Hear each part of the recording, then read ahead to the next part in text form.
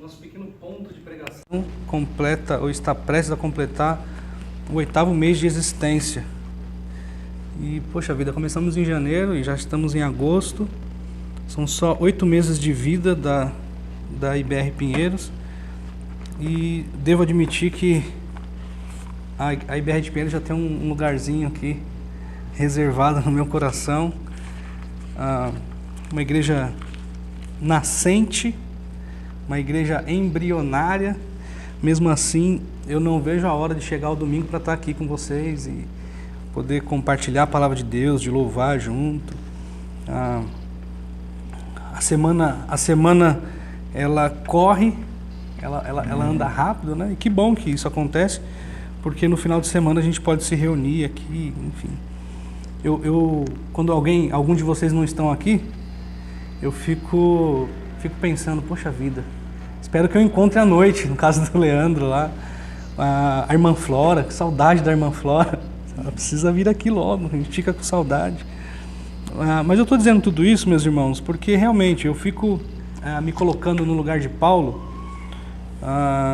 e de Epáfras ao lidar com a realidade da igreja de Colossos, né? Era uma igreja jovem, não tão jovem quanto a nossa, mas era também uma igreja muito jovem. O carinho que Paulo e Epáfras desenvolveu pela igreja de Colossos era algo muito grande e demonstrado aqui na carta aos Colossenses, e o modo que Paulo escreve deixa isso muito, muito evidente. Ele ora insistentemente pela igreja de Colossos, ele intercede a Deus no sentido de que a igreja de Colossos não deveria abandonar a fé, não deveria se deixar esfriar, não deveria deixar que os falsos ensinos tomassem lugar do verdadeiro ensino acerca da pessoa de Cristo. Epáfras ali, eu fico imaginando quando Epáfras foi até Paulo para prestar o relatório, um relatório de certa forma favorável, mas que também continha elementos que apontava para o risco que a igreja de Colossos estava sofrendo, em virtude aí da heresia de Colossos, coisas que nós já estudamos aqui. Paulo então escreve a carta aos Colossenses com o coração apertado, porque ele sabia que a igreja era uma igreja jovem e estava sofrendo sérios ataques. Eu quero fazer uma breve recapitulação do que foi dito na semana passada, porque hoje nós daremos sequência estudando a parte B do versículo 14 do capítulo 2 de Colossenses. Por isso eu quero situá-los aqui para que nós possamos, a partir de então, dar sequência no nosso estudo. Paulo, como nós sempre dizemos aqui, Paulo escreve a carta aos Colossenses com o objetivo de combater a heresia de Colossos. E nós vemos aqui especificamente no capítulo 2, Paulo combatendo uma vertente muito específica da heresia de Colossos, que é a vertente ou a veia judaica. A heresia de Colossos era composta basicamente pelo gnosticismo, pelo misticismo e por elementos do judaísmo. E no capítulo 2, e nessa seçãozinha propriamente dita, que nós estamos estudando, que vai do versículo 13 até o versículo 15, na verdade, antes ele já faz isso, na verdade o capítulo 2 inteiro, Paulo combate especificamente essa veia judaica da heresia de Colossos. E quando eu falo da veia judaica, estou me referindo ao legalismo judaico. Ok? Paulo então escreve a carta aos Colossenses com o objetivo de combater essa heresia, e quando chega no capítulo 2 então, ele olha para essa veia legalista do judaísmo e começa a combater ela. Essa veia herética então era o judaísmo, e apenas uma coisa para acrescentar aqui que eu não posso deixar escapar.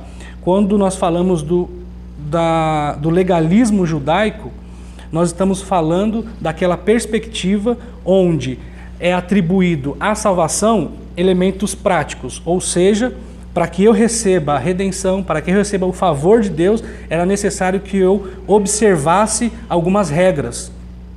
Então, o sacrifício de Cristo se tornava, de certa forma, secundário, porque era necessário cumprir regras para receber o favor de Deus. Eu mencionei uma pastoral do pastor Marcos, que fala sobre o legalismo, e a Isabela foi a pessoa que foi criticada severamente com relação a isso, porque atribuíram a prática, como que eu posso dizer, a prática bíblica de querer preservar aquela ideia de que a mulher deve cuidar do lar, cuidar da casa e tudo mais, e olharam para essa realidade e olharam para Isabela e falaram: Isabela, você é uma legalista. Então o pastor Marcos, gostei dessa pastoral, ele escreve contra o legalismo, dizendo que, ao contrário do que dizem, o legalismo não é a prática ou o exercício dos princípios bíblicos. Na verdade, o legalismo é fazer com que as regras, as regras, os rituais, seja lá o que for, assumam uma posição onde, se ela não for cumprida, eu não recebo o favor de Deus, eu não recebo a salvação. Então, o pastor Marcos foi cirúrgico aí nessa pastoral e eu particularmente gostei muito. Nós falamos então sobre isso na semana passada, sobre Paulo combatendo essa ideia legalista vindo aí por parte dos judaizantes, se é que podemos dizer assim, embora a heresia de Colossos era um misto, né? Quando eu falo de judaizantes, eu não estou falando de um grupinho específico que era só judaizante. A heresia de Colossos era composta por esses elementos todos. Ainda assim, nós falamos também que é provável, eu não lembro se eu disse isso na semana passada ou se eu disse isso em outras ocasiões, é provável, e aí talvez isso explique a insistência de Paulo e o sentimento de urgência que ele emprega no texto. É provável que havia ali na igreja de Colossos algumas pessoas que estavam se deixando sim levar por isso. Quando nós olhamos no capítulo 2 e no versículo 20, olha o que Paulo diz: já que vocês morreram com Cristo para os princípios elementares desse mundo, por que, como se ainda pertencesse a eles, vocês submetem às regras? Isso nos dá uma ideia provável de que talvez alguns membros da igreja de Colossos estavam se deixando levar por essas ideias judaicas ou por esses ensinamentos da heresia de Colossos. Então Paulo escreve, e aí nós conseguimos entender então por que existe esse sentimento de urgência aqui na carta aos Colossenses. Entrando aí propriamente no versículo 14, capítulo 2, versículo 14, nós dizemos aí que Paulo aponta para Cristo, para o sacrifício de Cristo, como um ato singular. E esse aí é o primeiro ponto. Pode projetar, inclusive, isso. Então, no versículo 14, na parte A, nós vemos que o ato de Cristo, pensando no seu sacrifício, ele é um ato singular. Versículo 14, olha o que diz: e cancelou a escrita de dívida que consistia em ordenanças e que nos era contrário. Nós aprendemos então que essa parte A do versículo, quando nós lemos a expressãozinha escrita de dívida, dizendo que Cristo havia cancelado a escrita de dívida, nós aprendemos que essa escrita de dívida era a lei, ok? E a lei mosaica. Nós aprendemos sobre isso, como se deu a lei mosaica, como surgiu a lei mosaica. E nós aprendemos então, com base nesse texto, quando nós lemos aqui, cancelou a escrita de dívida que consistia em ordenanças, nós aprendemos então que o que Paulo está dizendo aqui é que com o sacrifício de Cristo houve a revogação da lei mosaica. Nós aprendemos também, meus irmãos, que não foi apenas o aspecto cerimonial da lei mosaica que foi revogado, mas também o aspecto moral. Os crentes, como um todo, e aqui pensando especificamente na igreja de Colossos, não estavam mais sobre o jugo da lei. Ok? E isso explica muito acerca da composição aqui do capítulo 2. Quando Paulo se dirige aos seus leitores e ele diz que Cristo havia revogado a lei mosaica como um todo, o que ele está querendo dizer é que eles não estavam mais debaixo da lei mosaica e que, portanto, eles não precisavam mais se submeter às regras, porque as regras não os justificaria. O que justificaria, na verdade, é o sacrifício de Cristo. E nós aprendemos isso é, na verdade, um divisor de águas para nós, porque nós aprendemos, então, com base nessas questões, o anulamento da lei como um todo, nós aprendemos que, embora haja uma linha argumentativa que aponta para Israel como sendo a igreja, ou a igreja como sendo o novo Israel, nós percebemos por esses elementos e por outros textos que nós lemos aqui, que isso não encontra apoio nas Escrituras. Israel é uma coisa, é um povo, a nação de Deus, e a igreja é distinta, ok? Muito bem, meus irmãos. Nós aprendemos também que com a expressão aí, ainda no versículo 14, que diz, e que nos era contrária, nós aprendemos então que essa ideia da lei sendo contrária diz respeito, de maneira muito clara que o texto nos diz, que ela que causava condenação ao povo. Ok? Então, quando nós lemos aí, cancelou a escrita de dívida que consistia em ordenança e que nos era contrária, nós aprendemos que é contrária, porque uma vez que era impossível de ser cumprida, ela trazia condenação. Nós aprendemos também, meus irmãos, na semana passada, que embora a lei tenha sido revogada por Cristo, isso não faz com que ela não tenha valor para nós. Nós aprendemos que existem várias pessoas que, ao lidarem com o texto bíblico e com a percepção de que, ou com o entendimento de que a lei foi revogada, as pessoas olham para a lei, olham até para o Antigo Testamento e dizem, isso não tem valor para nós. No entanto, nós aprendemos na semana passada que isso é uma bobagem, porque a palavra inteira, como um todo, é a palavra de Deus, ok? Nós citamos aí o texto que Paulo fala sobre isso, que é 2 Timóteo 3,16. Toda a Escritura é divinamente inspirada por Deus e apta para o ensino, para a correção, enfim. Essas foram as lições, meus irmãos, que nós aprendemos na semana passada. Eu me estendi um pouco na semana passada para explicar essa parte A do versículo, mas isso era importante para que nós entendêssemos aí o que significa essa escrita de dívida, ou esse cancelamento, essa revogação da escrita de dívida que consistia em ordenanças. Então, foi necessário gastar aí o tempo que nós gastamos para aprender sobre a parte A do versículo 14.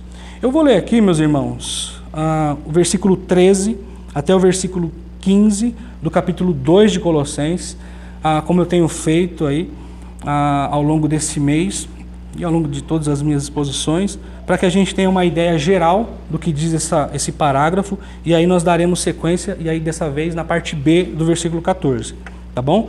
Capítulo 2 de Colossenses, versículo 13 até o versículo 15, diz assim: quando vocês estavam mortos em pecados e na incircuncisão da sua carne, e aí permita-me fazer apenas uma interferência aqui, nessa parte do texto, nós aprendemos que Paulo remete seus leitores para questões passadas, para aspectos da vida passada aos Colossenses, e quando ele usa a expressão incircuncisão da carne, ele está querendo dizer que os gentios, ou que os leitores colossenses estavam separados de Deus, ok? Deus os vivificou com Cristo, ele nos perdoou todas as transgressões e cancelou a escrita de dívida que consistia em ordenanças e que nos era contrária. Ele a removeu, pregando-a na cruz, e tendo despojado os poderes e as autoridades, fez dele um espetáculo público, triunfando sobre eles na cruz. Muito bem, meus irmãos, o texto então que nós estudaremos é o versículo 14 e a parte B do versículo. A parte B do versículo diz: ele a removeu, pregando na cruz. Cristo então havia cancelado esse escrito de dívida, ok? Que consistia em ordenanças, a lei mosaica. E como ele fez isso? Cristo fez isso removendo a lei, pregando-a na cruz. No início do versículo 14, irmãos, nós temos uma expressãozinha, que é a expressãozinha cancelou. Essa ideia aí de cancelou diz respeito especificamente ao ato de alguém apagar uma escrita, É como se, a partir de um esfregão, vamos dizer assim. Ele esfrega aquilo como se fosse com uma borracha e apaga e cancela a escrita que havia contra o povo de Deus. Dando sequência aí na parte B do versículo, ele usa uma outra expressão e, curiosamente, ele não usa a mesma palavrinha. Se ele diz no início do versículo 14 que Cristo havia cancelado, na parte B ele diz que ele a removeu. Irmãos, embora sejam palavras, e aí o termo grego realmente são palavras diferentes, a ideia contida aqui é a mesma, ok? Cristo havia revogado e ele fez essa revogação, ele fez esse cancelamento, ele apagou pregando-a na cruz, ok? A pregação de hoje, meus irmãos, vocês vão perceber que ela vai ser um pouco mais curta, porque eu só vou finalizar a parte B do versículo, e aí só na semana que vem nós iremos dar continuidade aí no versículo 15. Eu deixei de mencionar para vocês qual seria o ponto 2, embora esteja sido projetado aqui. Eu quero ler a mensagem central que diz que a supremacia de Cristo é revelada em seu sacrifício e beneficia os eleitos da fé. Nós aprendemos que o sacrifício de Deus é um ato, o sacrifício de Cristo, ele é um ato singular. E agora, ponto 2 desse sermão, vai dizer que o sacrifício de Cristo foi um ato definitivo, ok? Eu posso ligar o ar-condicionado? Eu estou sinceramente fritando aqui. O Isaac já tinha me alertado e eu não dei ouvidos a ele. Eu estou com muito calor aqui, isso atrapalha até na hora de falar. Me desculpe interromper aí. Muito bem, meus irmãos.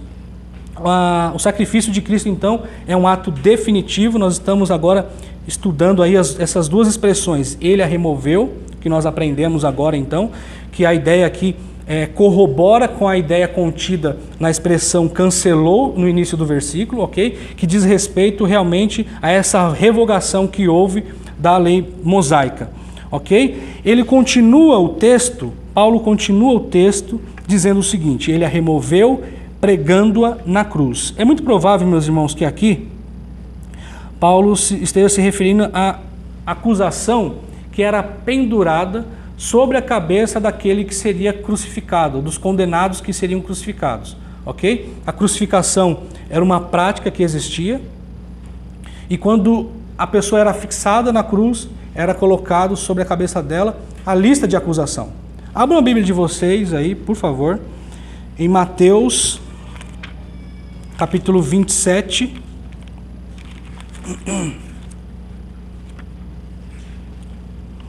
Mateus, capítulo 27,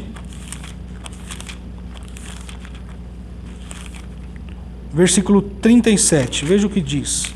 Mateus 27, 37. Por cima, e aí se referindo à crucificação de Cristo. Por cima de sua cabeça colocaram por escrito a acusação feita contra ele. Este é Jesus, o Rei dos Judeus. Então, quando Cristo foi crucificado, então, foi posto ali sobre a cabeça dele o que era a acusação feita contra ele. Então, é provável que quando Paulo usa essa expressão, pregando-a na cruz, ele esteja se referindo exatamente a esse evento, a essa prática que era muito comum nesse ato de tortura, né, que era a crucificação. Então, a pessoa que era crucificada era posto sobre a cabeça dela aí essa lista de acusação.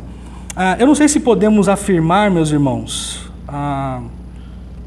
mas a impressão que dá é que Paulo, talvez, quando diz sobre essa lista de acusação que é pregada aí sobre a cabeça de Cristo, talvez Paulo esteja pensando em Isaías 53, 5.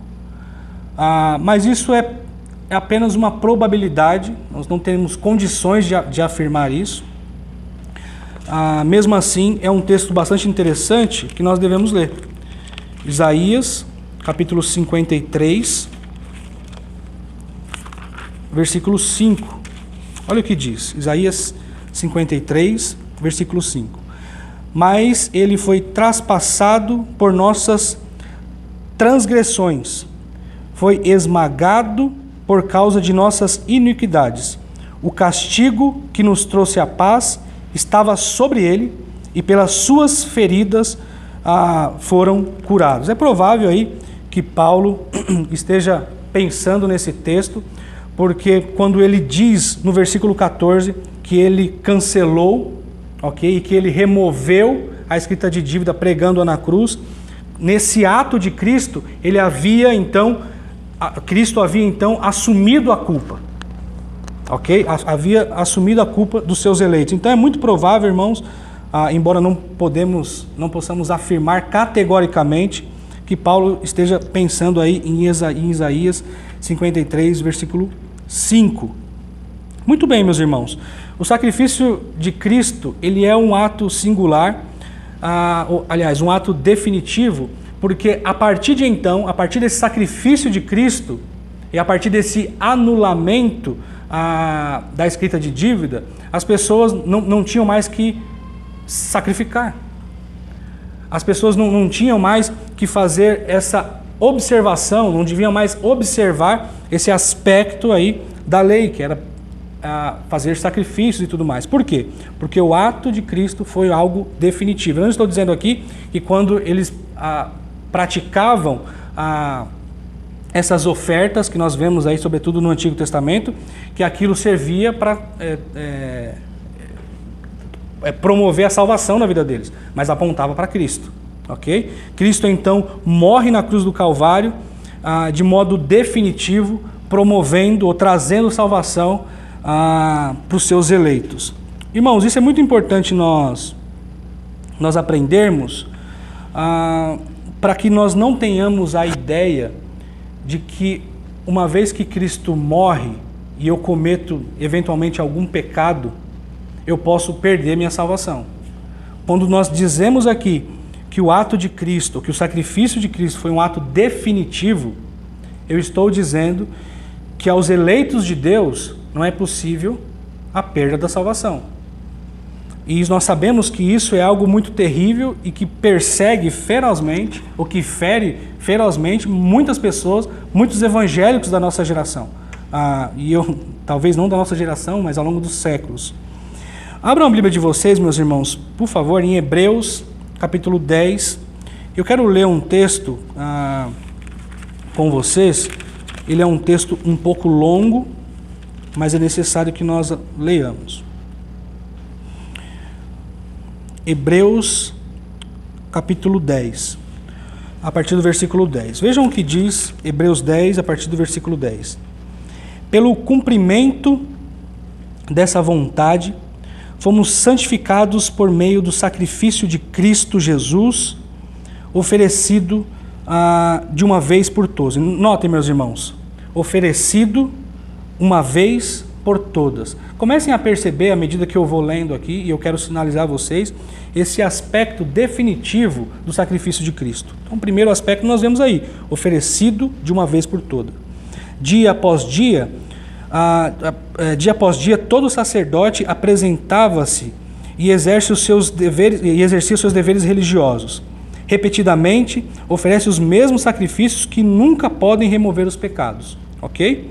Mas quando este sacerdote acabou de oferecer para sempre um único sacrifício pelos pecados, assentou-se à direita de Deus.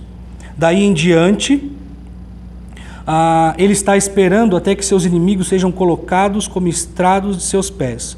Porque, notem, por meio de um único sacrifício, ele aperfeiçoou para sempre os que estão sendo santificados. Eu vou repetir. Por meio de um único sacrifício, ele aperfeiçoou para sempre os que estão sendo santificados. O Espírito Santo também nos testifica a este respeito. Primeiro ele diz: esta é a aliança que farei com eles, depois daqueles dias, diz o Senhor. Porei as minhas leis em seus corações e as escreverei em suas mentes. E acrescenta: dos seus pecados e iniquidades não me lembrarei mais. Onde essas coisas foram perdoadas, não há mais necessidade de sacrifício pelo pecado. O sacrifício de Cristo, então, meus irmãos, foi um ato definitivo. E por ser um ato definitivo, ele não pode ser mais anulado. Irmãos, eu sei que eu já disse isso aqui outras vezes, mas eu vejo a necessidade de repetir. Talvez, para vocês que estão aqui, esse seja um assunto pacífico, um assunto tranquilo, já resolvido aí na mente de vocês. Mas acreditem, meus irmãos, há muitas pessoas que têm sérias crises porque acham que a qualquer momento podem deixar de fazer parte da família de Deus. Aqui nós entraremos numa dimensão um pouco mais prática desse texto, e eu queria que vocês prestassem bastante atenção, não só para que vocês tenham conhecimento do que vai ser dito aqui, eu acho que isso aí já está mais que remoído por vocês, mas que vocês tenham condições também de apresentar isso a outros que vivem cativos nessa ideia da iminente separação de Deus. Abram a Bíblia de vocês, meus irmãos, em Efésios, capítulo 1. Deixa eu voltar aqui para o texto.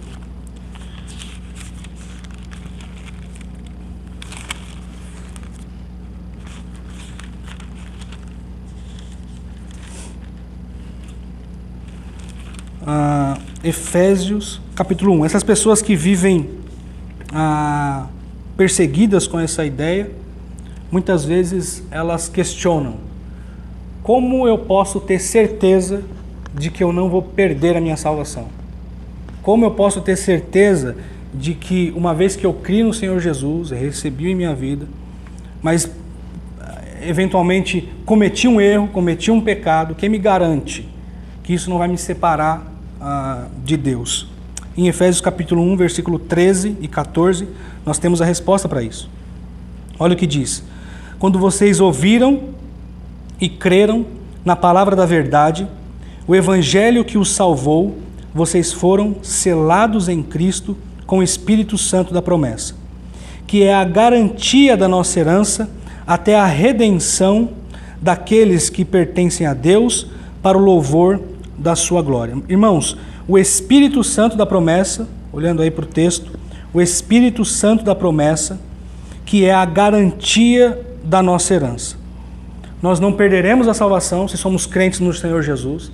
O que nos garante isso é a habitação do Espírito Santo em nós. O Espírito Santo serve como um selo, é Ele que nos sela, Ele é o nosso penhor, é Ele que nos garante, que nos assegura que nós não perderemos a nossa salvação. Uma vez que cremos no Senhor Jesus, esse risco não existe.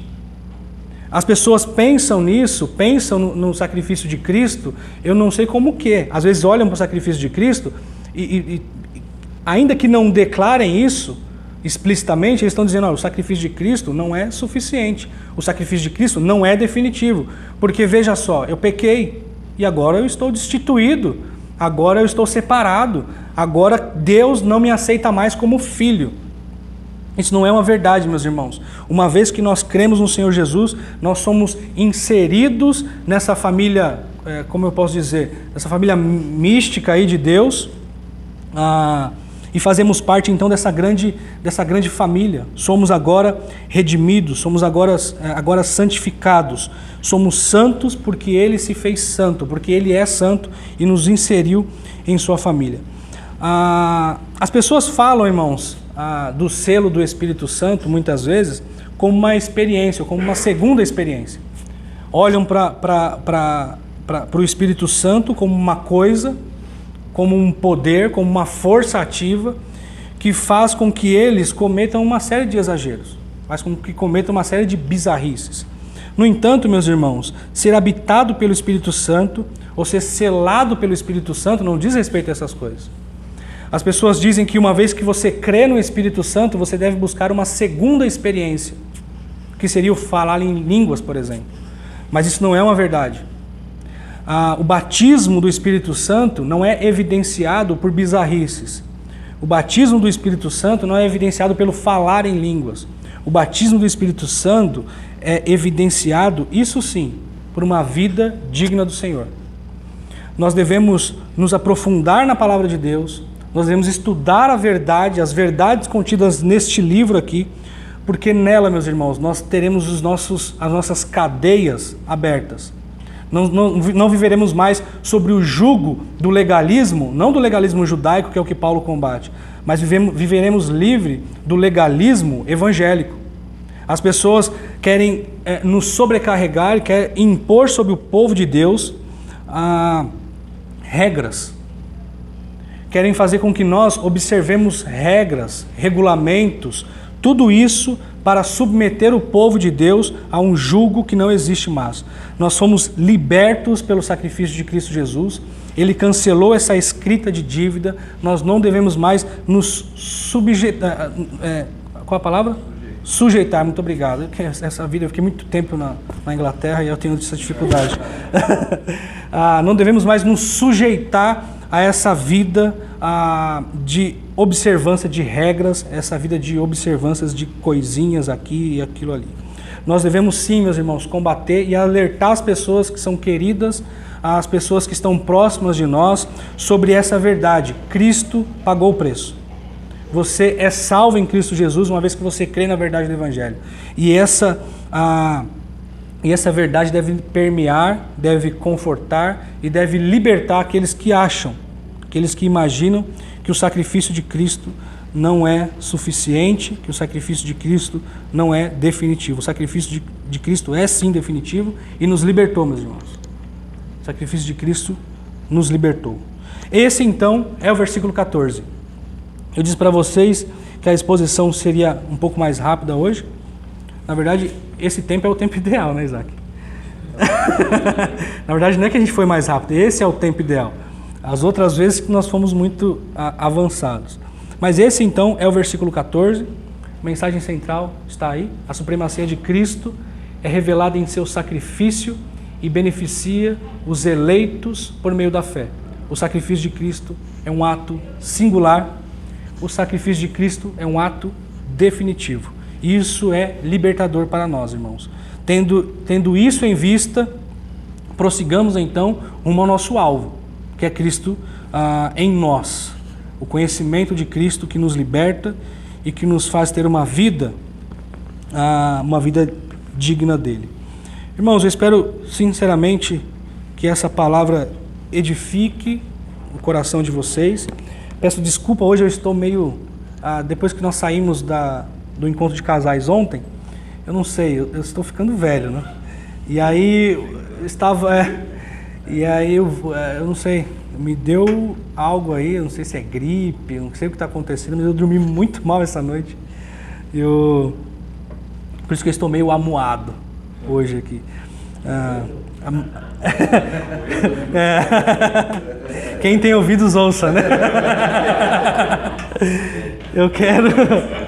Eu quero orar com vocês e pedir ao Senhor que abençoe as nossas vidas, que abençoe a vida de vocês, que nós, munidos desse conhecimento sobre a verdade de Deus, que nós possamos viver livremente, sempre pensando nessa liberdade, não algo que me dá licença para fazer aquilo que é contra a vontade de Deus, mas sim viver uma liberdade que nos declara, o que fala ao nosso coração, que nós estamos sujeitos ao grande Senhor. Essa é a verdadeira liberdade. Oremos, irmãos. Santo Deus, nós queremos agradecer pelo que o Senhor tem feito em nossas vidas. Queremos agradecer pela rica oportunidade que temos de estar aqui reunidos, louvando e aprendendo da Tua Palavra. Que os nossos encontros, Deus, seja marcado por santidade e um interesse genuíno em crescer no conhecimento da Tua Palavra. Que o Senhor nos liberte de tudo aquilo que é contrário a Ti. Que o Senhor nos liberte, Deus, e que o Senhor afaste de nós as ideias, Deus, que têm diminuído a Tua cruz, diminuído o Teu sacrifício. A Tua grandeza, Pai amado, a Tua grandeza é revelada por meio do Teu Filho que morreu por nós. Muito obrigado, Deus, por tão grande salvação que temos por meio de Cristo Jesus, nosso Senhor, nosso Redentor. Que o Senhor tenha misericórdia de nós e nos ajude, Deus, a sermos mais semelhantes ao Teu Filho em tudo. É o que suplicamos em nome de Jesus. Amém.